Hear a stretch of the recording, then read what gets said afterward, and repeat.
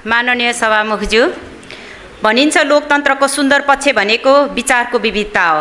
तर अहिलेको सरकारले आफ्नो विचार राखेको, सामाजिक सञ्जालमा लेखेको र सार्वजनिक स्थानमा अभिव्यक्ति दिएकै आधारमा राष्ट्रिय प्रजातन्त्र पार्टीका धेरै नेता, कार्यकर्ता र राजावादीहरूलाई पक्राउ गर्दै हिरासतमा राखिरहेको छ। प्रमाण जुटाउने भन्दै पटक पटक ब्याज थप गर्दै दुःख दिइरहेको छ। आम जनमानसमा त्रास सिर्जना गर्ने काम भइरहेको छ। कहाँ छ लोकतन्त्र? कहाँ छ न्यायालय? कहाँ छ मानव अधिकार? कहाँ छ नागरिक स्वतन्त्रता र सर्वोच्चता? खोइ कहाँ छ? हामी राजसंस्था पक्षधर हौँ। हामी गणतन्त्र, संघीयता र धर्मनिरपेक्षको विरोध गर्छौँ। हाम्रो विचार र मत यहाँहरूभन्दा फरक नै छ।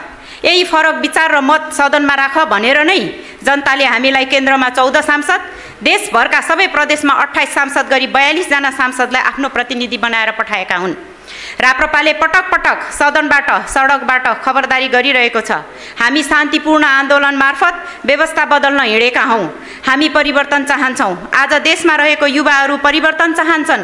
विद्यार्थी, किसान, मजदुर, व्यापारी, शिक्षक, डाक्टर सबैले परिवर्तन चाहन्छन्। हामी जनताको आवाज बोलिरहेका छौँ। सभामुखज्यू, हालको सत्ता साझेदार दलहरूमध्येकै एक दल नेपाली काङ्ग्रेस 2052 सालमा पनि शासन सत्तामा थियो। सत्ताको अभिमान र घमण्डका कारण विरोधीलाई दबाउन खोजियो। त्यति बेला टाउको मूल्य पनि तोकियो। समयमा नै शान्तिपूर्ण ढङ्गले विश्लेषण नगरी विद्रोहको चिङ्गारीलाई भड्काइयो।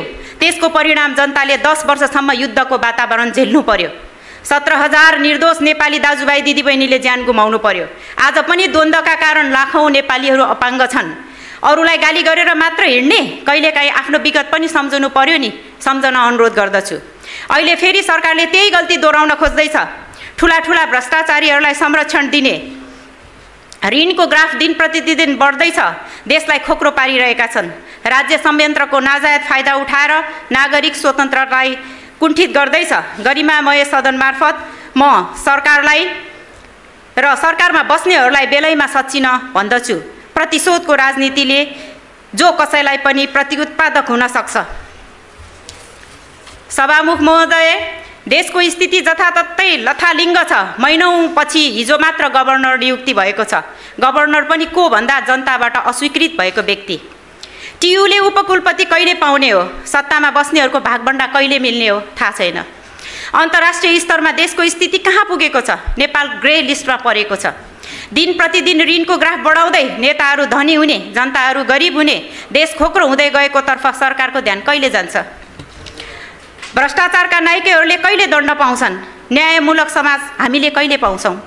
गणतान्त्रिक व्यवस्थाले छोटे राजाहरूको जन्म गराएको छ। नेताका छोराछोरी नवयुवराज युवरागी भएका छन्। उनीहरूको विलासी जीवनको स्रोत के हो? जनता जान्न चाहन्छन्। गणतान्त्रिक व्यवस्था आएपछि जनताका छोराछोरीले पठाएकै रेमिट्यान्सले नेताजीहरूले 10औं जोर कोट लाउन पाउनु भएको छ। 3 छाक मासु भात पनि खान पाउनु भएको छ। प्रतिदिन चिल्लो गाडी पनि चढ्न पाउनु भएको छ। आलिशान महलमा बस्न पनि पाउनु भएको छ। पञ्चायतकालमा राजाद्वारा जनताले गरी खाउन् भनी स्थापना भएको वीरगञ्ज चिनी कारखाना, कृषि औजार कारखाना, जनकपुर चुरोट कारखाना, बाँसबारी छाला जुत्ता कारखाना, हेटौँडा कपडा उद्योग, विराटनगर जुट मिल, बुटोल धागो कारखाना, हेटौँडा सिमेन्ट कारखाना, गोरखकाली रबर उद्योग लिमिटेडलाई निजीकरण नाउँमा बेची खानु भएको कसले हो? तपाईँ हामीलाई थाहा छ। जनताबाट यो कुरा लुकेको छैन। तपाईँहरूले आफ्नो शासनकालमा कति कल कारखाना थप्नुभयो? कता छन् ती कल कारखाना? मलाई देखाउनुहोस्। यही गणतान्त्रिक व्यवस्थामा सिंहदरबारभित्र पसेर मुसाले तार खान्छ। मुसाले सीसीटीभी कहाँ लग्यो? व्हाइट बडी किन उडेन? म सोध्न चाहन्छु। गिरीबन्धु किन लुटियो? बुढी गण्डकी आयोजनामा कम्युनिस्टले 10 अर्ब भ्रष्टाचार किन गरे? गणतन्त्रमा एउटै वंशका नेता, एउटै व्यक्ति प्रधानमन्त्री पटक पटक किन हुन्छ? गणतन्त्रमा वर्षौँसम्म एउटै पात्र किन अध्यक्ष भइरहन्छ? समानुपातिक समावेशी का नाममा आफ्नै छोरी, ज्वाइँ, भाइ, भतिजा, नाता गोता, आफन्त किन घुसाइन्छ? सोध्न चाहन्छु। 10 जना जन्ती र 5,000 भन्दा बढी खर्च नगर्ने र त्यसरी खर्च गर्नेलाई भाटा हान्ने कम्युनिस्टहरूले आफ्नै नाति नातिनाका बिहेमा 10औं करोड खर्च किन गरे? यो जनताले सोध्न चाहन्छन्। जनताको आवाज म सोधिरहेको छु यहाँ। कम्युनिस्टहरूले 70 करोड किन खाए? काङ्ग्रेस र कम्युनिस्टहरू चरम भ्रष्टाचारी भएर अन्तर्राष्ट्रिय स्तरमा देशको बेइज्जत किन गरे? यी यावत प्रश्नहरूको जवाफ जनताले निरन्तर खोजिरहेका छन्। जवाफ कसले दिने? अझै पनि यहाँहरू सुशासनको कुरा गर्नुहुन्छ। भर्खरै मात्र मुख्यमन्त्रीज्यूले शुभकामना मन्तव्य व्यक्त गर्दै गर्दा दुबईको 5 तारे होटेलमा एक रातको 9,000 दिराम अर्थात् नेपाली रुपैयाँ 3,40,000 भन्दा बढी खर्च गरेर बसेर आएको, त्यहाँको आर्थिक समृद्धिको आधार चाहिँ पर्यटन भएको भन्ने बखान यही सदनमा गर्नुभयो।